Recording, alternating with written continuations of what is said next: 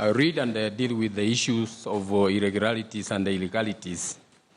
And the issue we were dealing with is whether there were irregularities and illegalities committed in the conduct of the 2017 presidential election. And if the answer is in the affirmative, what was their impact, if any, on the integrity of the elections?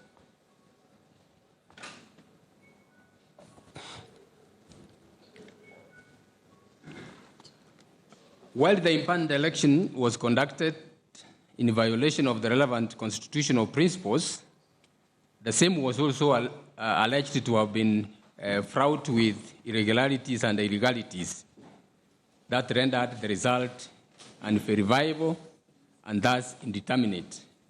Illegalities refer to breach of the substance of specific law, while irregularities denote violation of specific regulations and administrative arrangements put in place. The petitioners, in that context, claim that the 8th August 2017 presidential election was conducted in an environment characterized by many systematic and systemic irregularities and illegalities that fundamentally compromised the integrity of the election, contrary to the principles laid down in the Constitution. The alleged irregularities and illegalities ranged from blatant non-compliance with the law to infractions of procedure, some of which were requirements by the laws and regulations relating to the election, while others had been put in place by the first respondent for the management of the elections. Illegalities. Allegations of undue influence, bribery, and voter intimidation. In addressing the above issue, at paragraph 37 of his supporting affidavit, Raila Odinga deposed that the third respondent, President Uhuru Kenyatta, brazenly violated Section 14 of the Elections Act. He must have meant Section 14 of the Elections Offences Act by inadvertently and by advertising and publishing in the print and electronic media as well as on billboards achievements of his government contrary to that section. We have quoted the section, I don't have to read it. This prohibition is clearly what Article 81E2 refers to as improper influence. In our view, the rationale behind this prohibition in the context of this case is that whatever achievements the current government may have made resulting from expenditure of public funds should not be taken advantage of by the government as a campaign tool. Section 14(1) and the subsection 2 of the Elections Offences Act provide that except as authorized under this Act or any other written law, a candidate referendum committee or other person shall not use public resources for the purposes of campaigning during an election or a referendum. Subsection 2, no government shall publish any advertisements or achievements of respective government either in the print media, electronic media, or by way of banners or hoardings in public places during the election period, end of quote.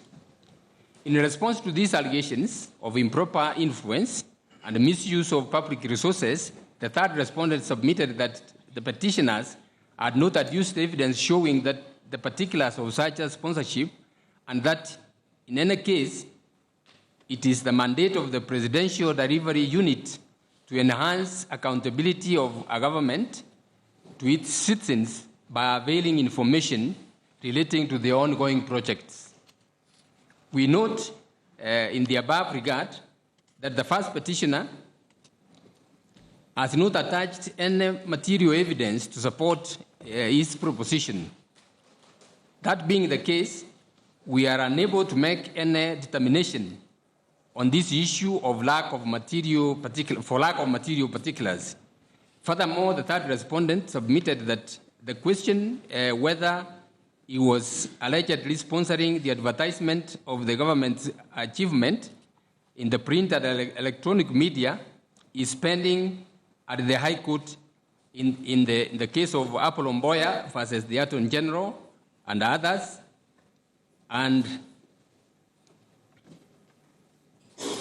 Jack Munjalo and others versus the Attorney General and the Independent Electoral and Boundaries Commission. The petitioners did not contest this averment, and in this regard, we have previously held that we can not adjudicate on an issue which is still the subject matter of judicial determination at the High Court. Reference in this respect is made to the advisory opinion this court gave in the case of, in the matter of Independent Electoral and Boundaries Commission in 2011. I don't have to read that, the quotation which states that the Supreme Court cannot adjudicate on a matter which is square and pending before the High Court. Further to the above finding, we also note that the petitioner's further contention that the first respondent failed to act on the third respondent's alleged violation of the law by his misuse of public resources. In response, the second respondent stated that he wrote a letter on the 21st of June 2017 informing the Director of Public Prosecutions about the alleged misconduct of the third respondent. The said letter is attached to the affidavit sworn by Wafula Chebukati, which the details of which letter we have quoted. We note further that from considering the contents of the above letter and contrary to the submissions by the first and second respondents, the above letter did not apply to the holder of the office of presidency, in which category the third respondent falls. Furthermore, we note that Section 14.3 of the Election Offences Act, which provides for the Commission's enforcement powers, does not apply to the person holding the office of president. The section we have quoted there in verbatim. Having that in mind and fortified by our observation that the interpretation of Section 14 of the Election Offences Act is a live matter before the High Court, we are unable to address our minds into an allegation that touches on this section. That is the end of that allegation. We are unable to deal with that in the absence of any evidence. We further note in paragraph 34 of his said affidavit that Raila also claimed that while campaigning in Makueni County, on 2nd August 2017, President Uhuru Kenyatta threatened chiefs in the area with dire consequences if he won for failure to campaign for him. That such an action also goes against Article 81E2 of the Constitution, which outlaws intimidation in the electioneering process. In proof of this assertion, the petitioners have attached transcripts of video evidence in the supplementary affidavit sworn by Ogila Karani, detailing the alleged offending words spoken by the third respondent. In response, the third respondent relies on an affidavit sworn by Dr. Karanja Kibicho, who affirms that the Principal Secretary, Ministry of Interior and the Coordination of National Government, he received information to the effect that some chiefs in Makueni, whose names also were provided in the said affidavit, were unlawfully using their positions and the government issued motorcycles to campaign for the petitioners. He therefore reported the same to the third respondent, who warned the chiefs in that area not to take any political position nor use public resources to campaign for anyone.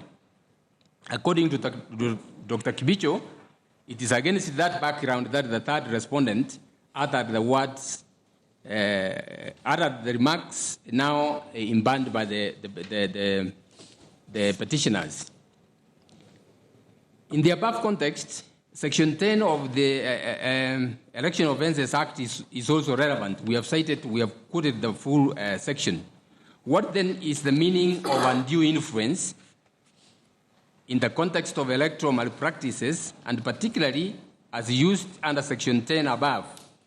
In India, the meaning of undue influence is found in Section 171C of the Penal Code, which defines the offense of undue influence in that country. Though the wording of the Indian Penal Code quoted above is materially different from Section 10 of the Elections Act, the meaning injected into the above legal provision shows its applicability to the Kenyan context. The Supreme Court of India, in the consolidated case of Charan Lal versus Gilani and others, thus explicitly stated that the test was whether there was an interference or an attempted interference with the free exercise of the electoral right. Similarly, Section 10 above, whose marginal note is undue influence, forbids any impediment of a person's exercise of the electoral right. In India, the electoral right of an elector is defined under Section 171AB of the Indian Penal Code as the right of a person to stand or not to stand, or to withdraw from being a candidate, or to vote, or refrain from voting at an election. This is comparable with the Article 38(3) of our Constitution, which confers certain political rights on every citizen without any restrictions, including the right to vote by a secret ballot in an election. The above case of India laid down distinction between mere canvassing for votes and the acts of undue influence. In so doing, the Supreme Court of India pronounced itself in the following manner, and I quote, "If the mere act of canvassing in favor of one candidate as against another were to amount to undue influence, the very process of democratic election shall have been stifled, because the right to canvass support for a candidate is as much important as the right to vote for a candidate of one's choice. Therefore, in order that the offense of undue influence can be said to have been made out within the meaning of Section 171C of the Penal Code, something more than the mere act of canvassing for a candidate must be shown to have been done by the offender. That something more may, for example, be in the nature of a threat of an injury to a candidate or a voter, as is stated in the subsection 2A of Section 171C of the Penal Code, or may consist of inducing a belief of divine displeasure in the mind of a candidate or a voter, as is stated in subsection 2. The act allegedly as constituting undue influence must be in the nature of pressure or tyranny on the mind of the candidate or the voter. It is not possible to enumerate exhaustively the diverse categories of acts which fall within the definition of undue influence. It is enough for our purpose to say that of one thing there can be no doubt: the mere act of canvassing for a candidate cannot amount to undue influence within the meaning of Section 171C 1C of the Penal Code, end of quote. The Supreme Court of India also held that the language used in the definition of undue influence implies that an offense of undue influence would be held to have been committed if the elector, having made up his mind to cast a vote for a particular candidate, does not do so because of the act of the offense. And this can only be if he is under the threat of or fear of some adverse consequences. Wherever any threat of adverse consequences is given, it will tend to divert the elector from freely exercising his electoral right by voting for the candidate chosen by him for the purpose. But in cases where the only act done is for the purpose of convincing the voter that a particular candidate is not the proper candidate to whom the vote should be given, that act cannot be held to be one which interferes with the free exercise of the electoral right, end of quote. The test of undue influence is therefore whether the third respondent's conduct, if satisfactorily proved, created in the an impression in the mind of a voter that adverse consequences would follow as a result of their exercise of their political choices. In applying that test, we cannot, however, ignore the disposition of Dr. Kibicho, who impugned the alleged non-impartiality on the part of the two chiefs, who are public servants. Thus, the third respondent's statement above must also be tested against the testimony of Dr. Kibicho, which evidence has not been controverted.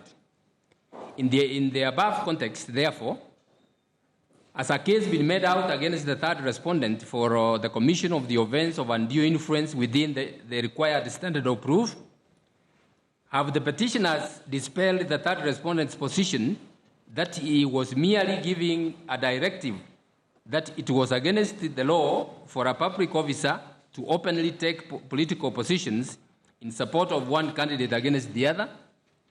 In this context, words alone, without any other demonstrable evidence, are not sufficient to enable this court to make conclusive finding on this issue. Further, we note that from the evidence of Dr. Kibicho explaining the context within which the third respondent uttered the said words remain undisputed. Consequently, after carefully considering the evidence before us, we hold that the petitioners have not proved their case on this issue as required, the required standard. The petitioners further alleged that the third respondent and the deputy president, being contestants in the presidential election, are guilty of corruptly influencing voters in the lead up to the 8th August 2017 general election by paying reparations to victims of 2007 post-election violence in various parts of the country, and used the platform to canvass for votes for personal political gain in the said electoral areas, contrary to the Election Offences Act. In proof of this assertion, the petitioners rely on the affidavit of Ms. Ogla Karani, who attaches a transcription of the third respondent's speech during his tour of Kisii and Nyamira counties during the campaign period. In response, the third respondent relied on the affidavit sworn by Dr. Kibicho, aforesaid, who stated that there is a National Consultative Coordination Committee which is tasked with the obligation to manage the internally displaced persons' affairs on behalf of the government. That any such sums are approved by Parliament and released by the committee into the beneficiary's account, and the third respondent is not involved in that matter at all. We have perused the attached video transcript, which is the form of interview conducted by one of the local news reporting station. We note that the transcript does not contain a satisfactory basis or convincing evidence to the effect that the third respondent acted in any inappropriate manner with regard to the release of the funds for the IDPs. The first petitioner's further complaint on illegalities is that the President Uhuru Kenyatta engaged cabinet secretaries who openly abused their position and used state resources in actively soliciting votes for him. Referring to Article 152(4)(a) of the Constitution, the petitioner submitted that that every cabinet secretary swears to or affirms to have obedience to the Constitution of Kenya and ought therefore to be impartial in political contests as is required under the Constitution. In a supplementary affidavit sworn by Olga Karani, the petitioners list various incidences in which they claim that the cabinet secretaries campaigned for the third respondent. At paragraph 10 of the said affidavit, the deponent affirms that Joe Mucheru, the cabinet secretary in charge of information, communication, and technology, at an interview conducted by a local television station, he stated that he was at liberty to campaign for the third respondent because no law barred him from doing so. Other cabinet secretaries also mentioned in Karani's affidavit include Eugene Wamarwa, Mwangi Kiunjuri, and Najib Balala. The petitioners in their submissions on these issues brought to the attention of the court what they consider to be an inconsistency in the law, and in this respect, they urged the court to declare Section 23 of the Leadership and Integrity Act to be unconstitutional. In that regard, we have quoted the full section.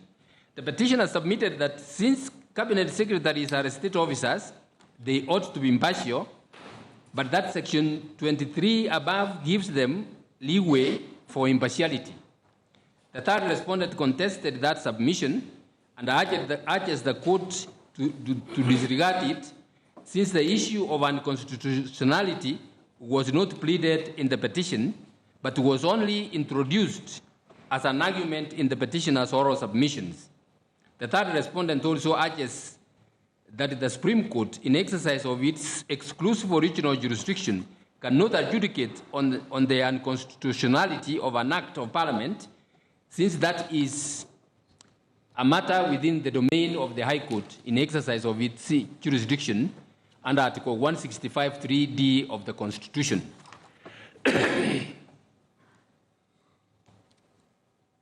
In addressing the above issue, we note that in rendering our advisory opinion, we also say that we cannot deal with a matter. No, I will read that again. In addressing the above issue, we note that in rendering an advisory opinion in the matter of the Interim Independent Electoral Commission, this court stated that paragraph 43, and I quote, quite clearly the High Court has been entrusted with the mandate to interpret the Constitution.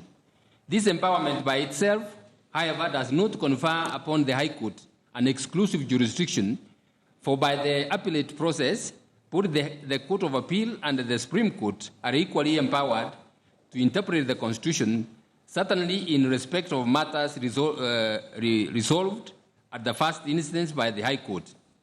And while the advisory opinion jurisdiction is exclusively entrusted to the Supreme Court, the Constitution does not provide that this court, while rendering an opinion, may not interpret the Constitution. Indeed, interpretation of the Constitution stands to be conducted for different purposes and at different stages by a vast array of constitutional organs. So, for instance, the State Law Office, in advising government ministries, is entitled to interpret the Constitution as may be necessary, and the several independent commissions under the Constitution are similarly entitled to interpret the Constitution as part of the performance of their respective mandates. The Supreme Court, too, for purposes of rendering an advisory opinion, may take its position as guided by its own interpretation of the Constitution. Only where litigation takes place entailing issues of constitutional interpretation must the matter come in the first place before the High Court, with the effect that interpretation of the Constitution by both the Court of Appeal and the Supreme Court will have been limited to the appellate process. End of quote. It is not in doubt, therefore, that the Supreme Court may, in exercise of its jurisdiction, such as this, interpret the Constitution, and in so doing, where the need requires, declare an offending provision of the law to be unconstitutional. Such is a natural consequence of any legal reasoning if the court were to maintain its fidelity to the law. Indeed, in the case of SK Macharia versus KCB, the court declared Section 14 of the Supreme Court Act to be unconstitutional. However, the present scenario is peculiar in the sense that the petitioners did not, at the very first instance, through their pleadings, indicate their intentions to declare Section 23 of the Section 23 unconstitutional. The rule of thumb has always been that parties must be bound by their pleadings, and especially in a case such as this, where the petitioner is asking the court to address its mind to the possible unconstitutionality of a legal provision. For proper consideration, therefore, and especially in order to do justice to both the parties and the greater public interest, we cannot afford to lock our eyes to the disadvantage placed upon the third respondent, especially who had no benefit to bring his mind, to bring his thoughts into this cause. In the circumstances, we are unable to find that Section 23 is unconstitutional. Let the matter be addressed in the right proceedings, in the right circumstances. Irregularities. Apart from the outright non-compliance with the electoral law, the petitioners also claimed that the presidential election was marred by many irregularities and the cumulative effect of which fundamentally and negatively impacted on the integrity of the election. The most serious of the irregularities alleged by the petitioners was that many of the prescribed forms 34A, 34B, and 34C that were used in the election had no security features. Other such forms had different layouts and security features. I don't have to read all that. We have considered the security features. The prominent one coming out of this is that some of these forms did not have those security features, whereas the information we were given was that they were all printed by the same printer and they should have had those security features. We disagree with the council that this is not in the Act and that it was as a result of abundance of caution taken by IEBC. If that was the case, then all the forms should have the features, the security features that IEBC itself devised, and there is no reasonable explanation given why some should not have and some should have. That is the conclusion we have reached. So we have also considered that there are some, the report which was tabled, the scrutiny report, shows that some forms that were availed were carbon copies, others were the original forms 34A, but did not bear those, the IEBC stamp. Other forms were stamped and scanned, while others were not, and they were photocopies. We have considered all those, the report that was availed, but what comes out is that from the report, the scrutiny report indicates that out of a random examination of 4,299 forms 34A, 481 were carbon copies, but they were signed. 157 were carbon copies which were not stamped. 269 were original copies that were not signed. 26 of the forms were stamped.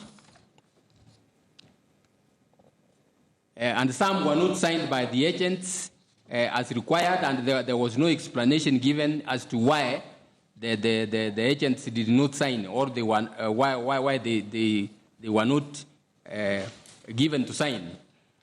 Submitting on these findings, Mr. Orengo, for the petitioners, contended that the report had proved beyond reasonable doubt that the election process was shambolic. According to counsel, from 34C, which was used to announce the presidential results, had no security features, and hence the authenticity of the results, as announced in Form 34C, could not be guaranteed.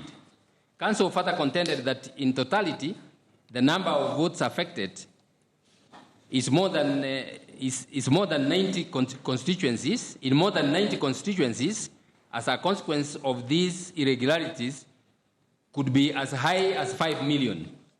Counsel submitted that a random sampling of the Forms 34A depicts numerous irregularities, those ones which I have already enumerated. In response, the respondents were categorical that most of the forms met the standard required features. They stated that the petitioners had failed to demonstrate that any of the figures in the forms were inconsistent with what was announced. Further, that the format of the forms was undisturbed.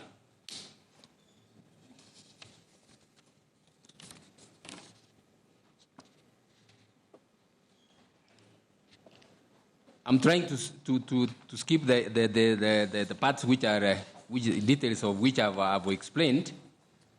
As we have noted that out of 291 forms, 56 from that random sample, 56 did not have the watermark features, while that one did not bear the serial numbers. And a further 5 were not signed at all. And the 2 were only stamped by the returning officers, but not, were stamped by the returning officers, but not signed. In addition, a further 32 forms were not signed by the agents. The above indices are a single route, since they are indices where accountability and transparency of the forms are in question. The court also notes that in her affidavit, Immaculate Kasaiti, director of the first respondent, stated, and we have quoted in extenso the averments of Kasaiti, where she categorically states that all these forms had the features that were given by IBC to the printers.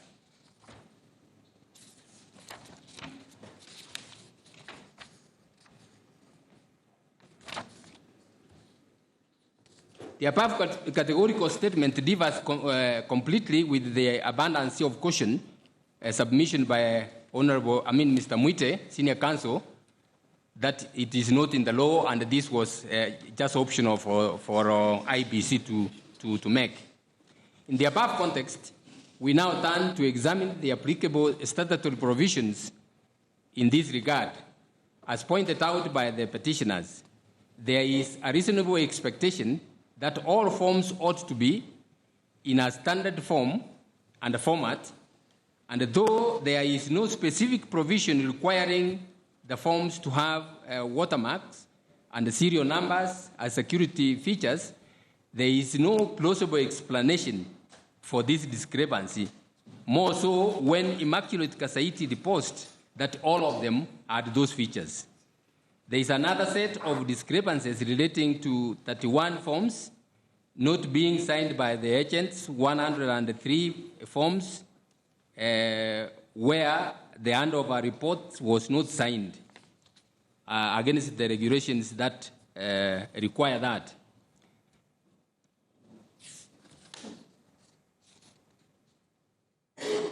It is clear that the purpose of including the requirements for indicating the number of forms received by various officers was to ensure accountability and transparency.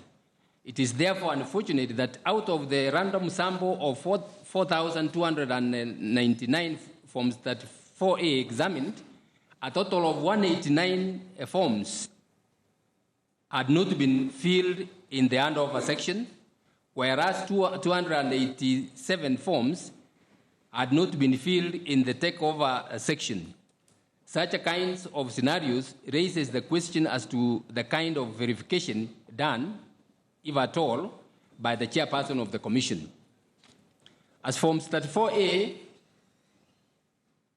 the sampled 4,299 forms revealed that 481 of them were carbon copies, 269 were not stamped, 257 of the carbon copies were not signed, 11 forms had no watermarks, 46 of the photocopies were not signed, and 58 others not stamped. Considering the sample size, it is apparent that the discrepancies were widespread. Did these discrepancies affect the integrity of the elections? I now consider the impact of the irregularities on the integrity of the election. Counsel for the respondents urged the court to dismiss the petition, as this would preserve the will of the people who turned out in large numbers to vote for their preferred candidates. Our attention in that regard was drawn to the provisions of Article 38 of the Constitution, which is the embodiment of the political rights of the citizen. It was variously submitted that the elections are about numbers and that they are about who gets the largest number of votes. Such irregularities, as complained of by the petitioners, counsel submitted, could not in themselves overturn the sovereign will of the people. Further, in the quantitative discrepancies, if the quantitative discrepancies are so negligible, in this case, allegedly slightly over 20,000 votes, they should not affect the election. For in the words of Professor Lumumba, counsel for the second respondent, of small things, the law has no remedy. On the other hand, the counsel for the petitioners urged the court to look at the elections as a whole, as a process rather than an event, to look at not just the numbers, but the entire conduct of the election. Mr. Mwangi, counsel for the petitioners, went as far as to submit that the elections are not political processes. I read that again. Mr. Mwangi, counsel for the petitioners, went as far as to submit that the elections are not a political process, but a legal one. That the court should concentrate on examining the legal process in the conduct of elections as opposed to the political process. It is our view, however, that elections are all these. None of the factors highlighted by the parties can be viewed in isolation. For by doing so, we run the risk of cannibalizing a sovereign process. Elections are the surest way through which people express their sovereignty. Our Constitution is founded upon the immutable principle of the sovereign will of the people. The fact that it is the people and they alone in whom all power resides, be moral, political, or legal, and so they exercise such a power either directly or through representatives whom they democratically elect in free, fair, transparent, and credible elections. Therefore, whether it be about numbers, whether it be about laws, whether it be about processes, an election must at the end of the day be a true reflection of the will of the people as decreed by the Constitution through its hallowed principles of transparency, credibility, verifiability, accountability, accuracy, and efficiency. It is in this spirit that one must read Article 38 of the Constitution, for it provides in the area that every citizen is free to make political choices which include the right to free, fair, and regular elections based on a universal suffrage and the free expression of the will of the electors. This mother principle must be read and applied together with Articles 81 and 86 of the Constitution. For to read Article 38 in a vacuum and disregard other enabling principles, laws, and practices attendant to elections is to nurture a mirage and an illusion of free will, hence a stillborn democracy. Of such an enterprise, this court must be wary. It is also against this background that we consider the impact of irregularities that characterize the presidential election. At the outset, we must re-emphasize the fact that not every irregularity, not every infraction of the law is enough to nullify an election. Were it to be so, there would be hardly an election in this country, if not in the world, that would withstand judicial scrutiny. The correct approach, therefore, is for a court of law to not only determine whether the election was characterized by irregularities, but whether those irregularities were of such a nature or of such a magnitude as to have either affected the result of the election or to have negatively impacted the integrity of the election, that no reasonable tribunal would uphold it. In view of the interpretation of Section 83 of the Elections Act that we have rendered, this inquiry about the effect of electoral irregularities and malpractices becomes only necessary where an election court has concluded that non-compliance with the law relating to the election did not offend the principles laid down in the Constitution or in that law.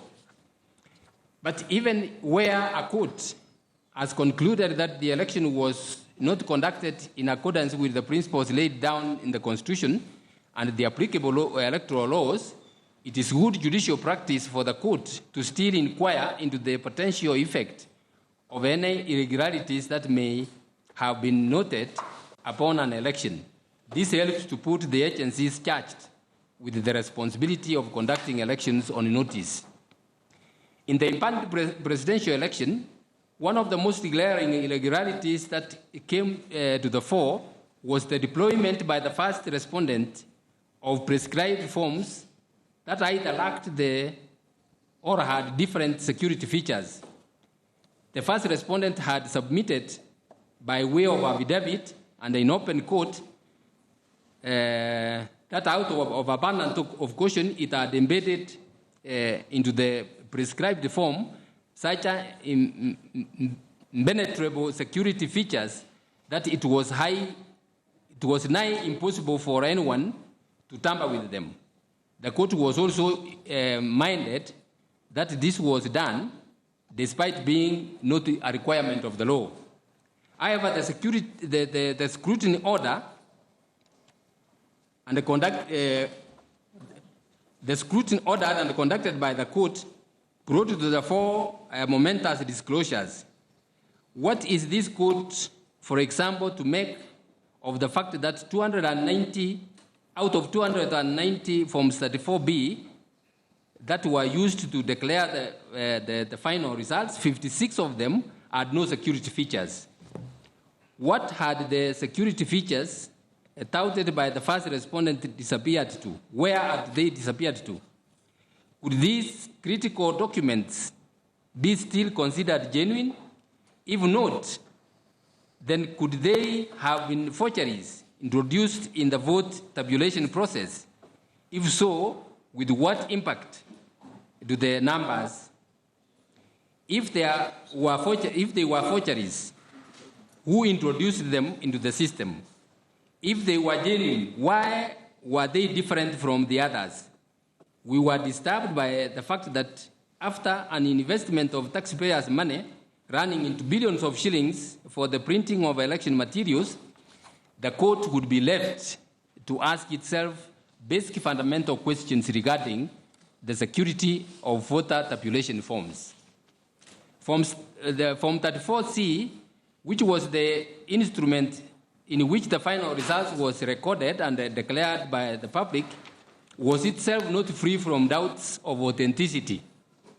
This form, as crucial as it was, bore neither watermark nor serial number. It was instead certified as being a true copy of the original. Of the 4,229 forms 34A that was scrutinized, many were not stamped, yet others were not signed. I think that I've already stated that.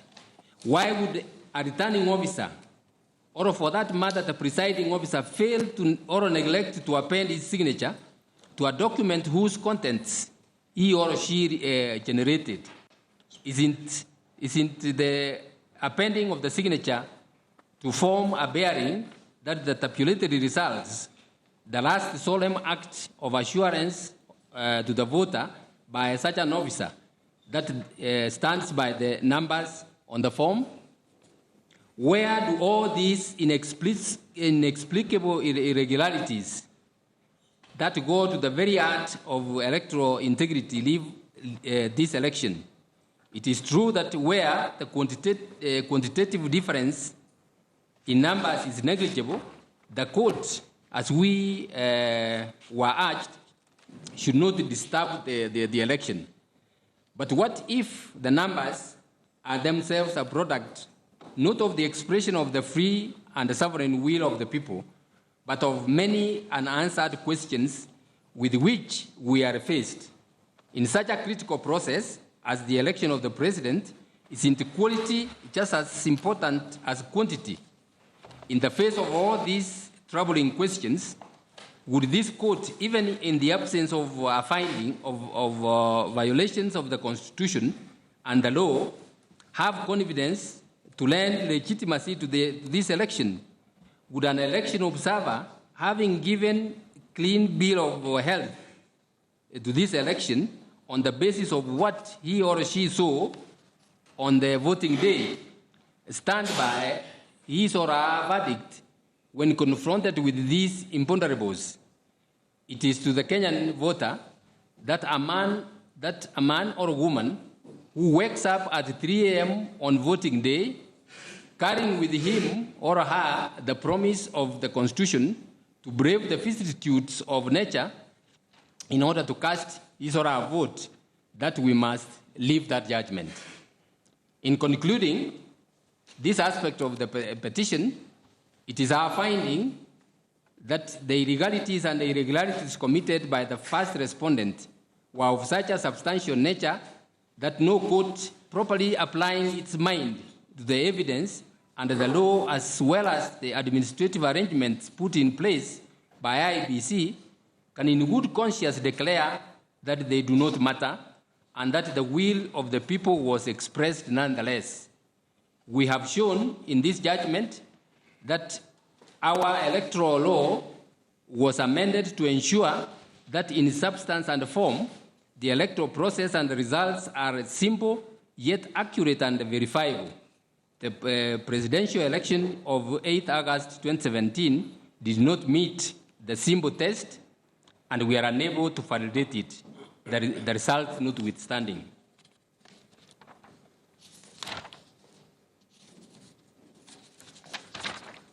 I'm skipping the orders that have been sought.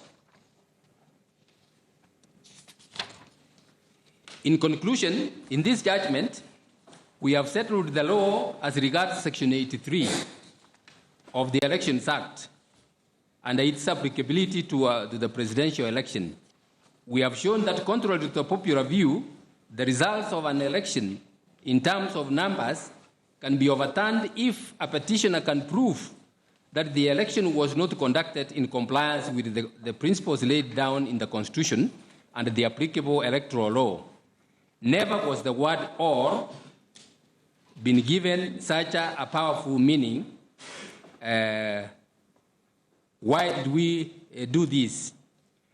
We did so because that's the word "or" in Section 83 of the Elections Act. We did so because, as judges, we have taken an oath as advocates first and as judges later. In these two oaths, the fundamental words are a fidelity to the Constitution without fear or favor. The constitutional principles that we have upheld in this judgment were embedded and became a critical part of our electoral law. The legislature, in its wisdom, chose the words in Section 83 of the Elections Act, and in keeping to our oath, we cannot, to placate any side of the political divide, alter, amend, read into or in any way affect the meaning to be attributed to that section. As for the IEBC, all we are saying is that the constitutional mandate placed upon it is a heavy yet noble one. In conducting the fresh election consequent upon our orders, and indeed in conducting any future election, IEBC must do so in conformity with the Constitution and the law. For what is the need of having a constitution if it is not respected?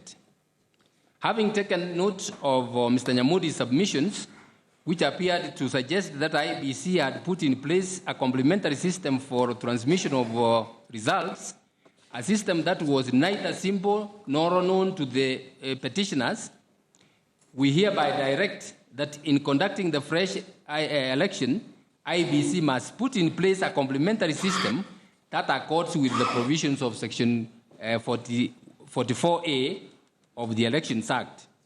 It goes without saying that such a system, as held by the High Court and affirmed by the Court of Appeal in the case of National Super Alliance versus Independent Electoral Commission, only comes into play when the technology fails.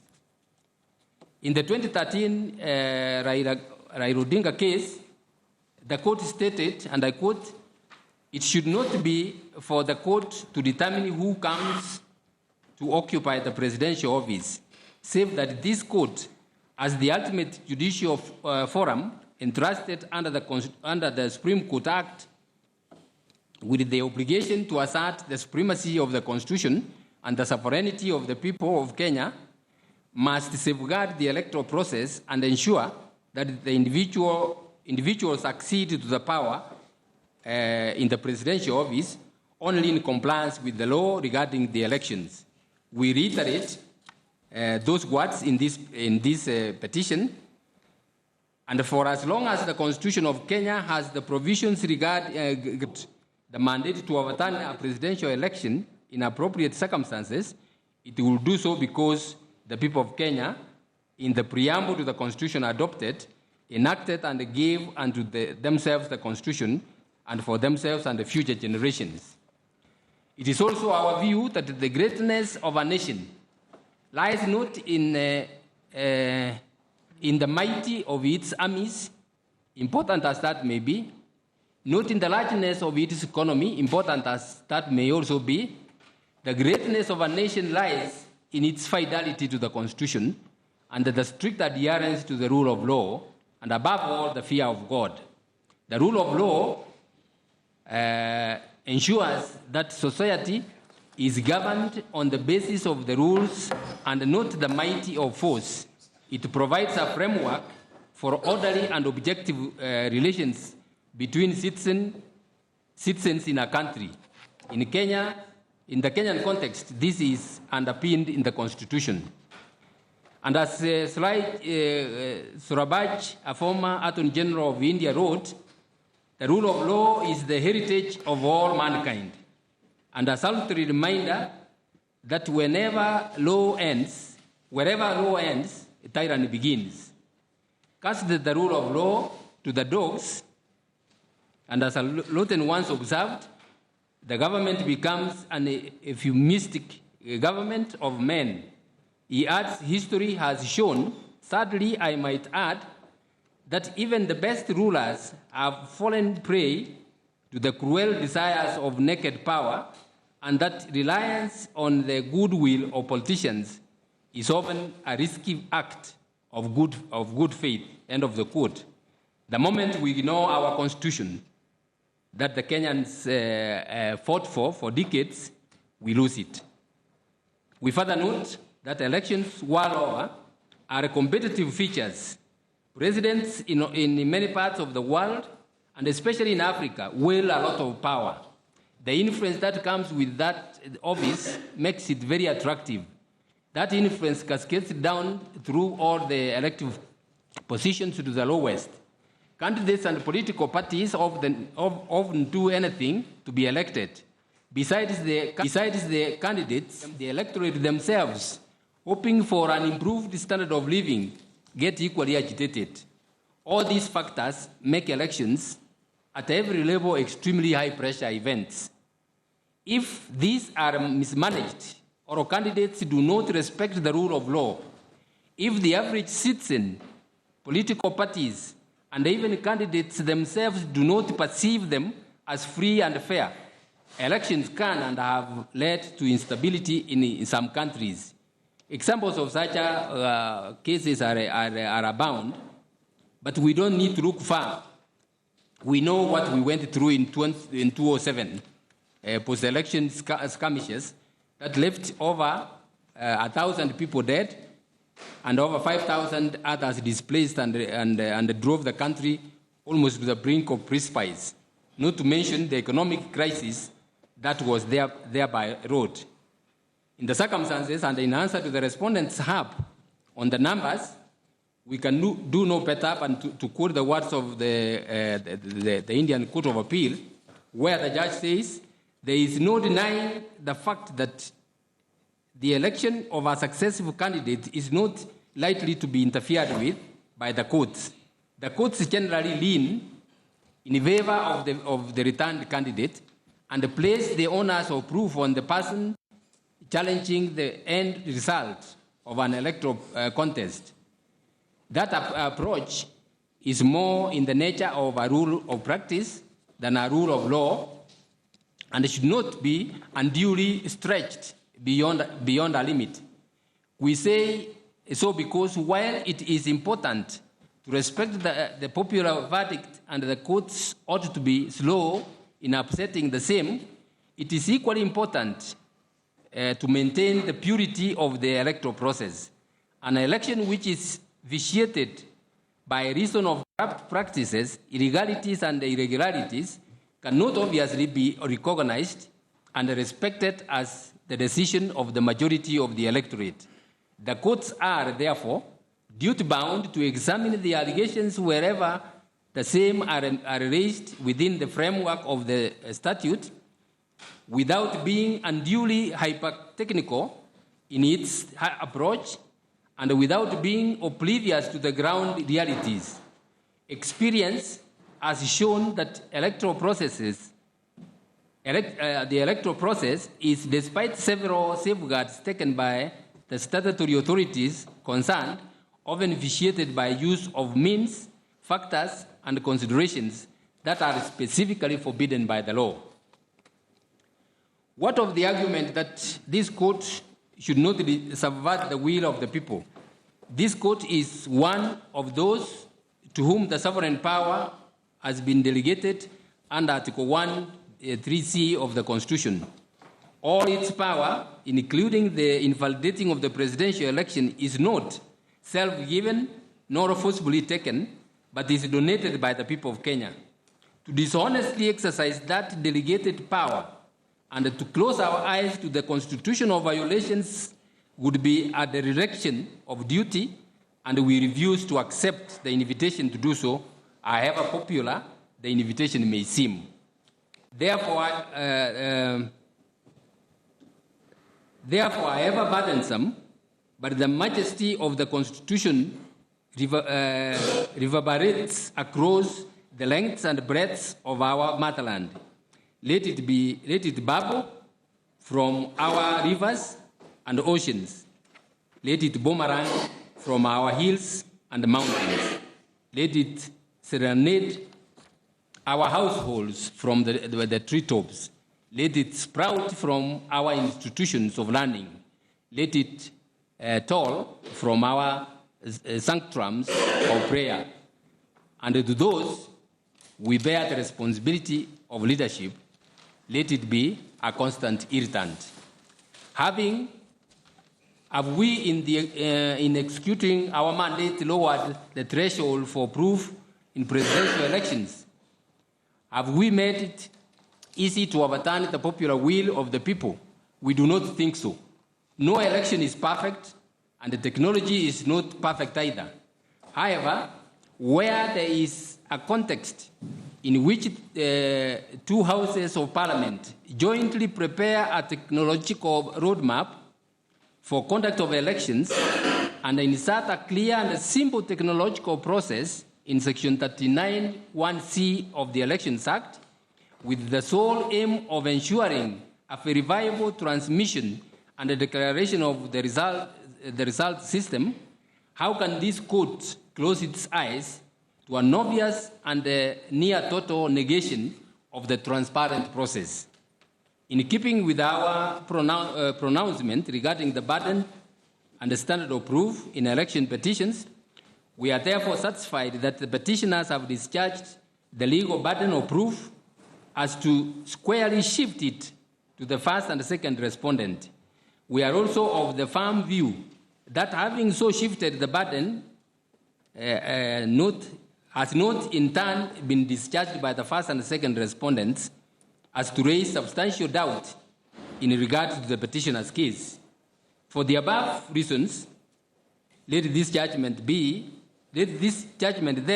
be read in the proper context. The electoral system in Kenya today was designed to be simple and verifiable. Between the 8th of August 2017 and the 11th of August 2017, it cannot be said to have been so. The petition before us was, however, simple and to the point. It was obvious to us that IEBC misunderstood it, hence it jumbled up responses and submissions. Our judgment is also simple and, in our view, clear and understandable. It ought to lead IEBC to a soul searching and to go back to the drawing board. If not, this court, wherever called upon to adjudicate on a similar dispute, will reach the same decision if the anomalies remain the same, irrespective of who the aspirants may be. Consistency and fidelity to the Constitution is an unwavering commitment this court makes. One of the other peripheral but important matter requires our attention: the time frame for hearing and the determination of presidential election petition in Kenya. The court is able to bear all manner of criticism, but one would be extremely unfair. Alleged inability to deliver on time. Where is the time? Between the decision in 2013 and the present petition, it was a matter of agreement across Kenya that 14 days is not enough for parties and the court to fully deliver on their respective mandates. Not because they cannot, in fact they all have, but because there may be the need to conduct exercises such as a recount of votes or a scrutiny which require substantial amount of time. Yet the legislature ignored pleas to rethink the time frame. It is time they did so. The reasons for doing so are obvious and need no extrapolation here. In concluding, we must express our profound gratitude to Council who appeared before us for their submissions that assisted us in reaching this decision. Before we read the final orders, I would now allow my colleagues to read their dissents. And I'm requested to start with Justice Ojwang. Thank you.